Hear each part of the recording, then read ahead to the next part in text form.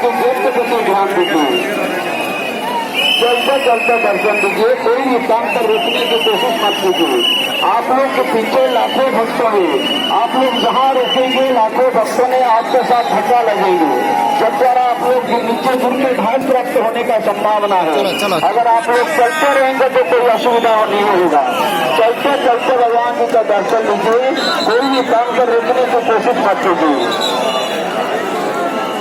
चालू तो आवेदन तीन ठाकुर दर्शन करी बड़ ठाकुर रथ पार्श्व दे बड़ दान को बाहर आप दर्शन सुविधा निमंते श्रीमंदिर प्रशासन जिला प्रशासन और पुलिस प्रशासन तरफ समस्त सुविधा व्यवस्था भक्त मान श्रृंखलित दर्शन सुविधा दर्शन एकमती रास्तार व्यवस्था समस्त भक्त जगन्नाथ महाप्रभु रथ पार्श्व जगन्नाथ महाप्रभु को दर्शन कले सुभद्रा देवी को दर्शन कले बड़ ठाकुर को दर्शन करी बड़ ठाकुर रथ पार्श्व दे बड़ दान को बाहर गले कौन स्थान में अटक रहे ना कौन स्थान में ठिया दर्शन करने चेष्टा करें ना।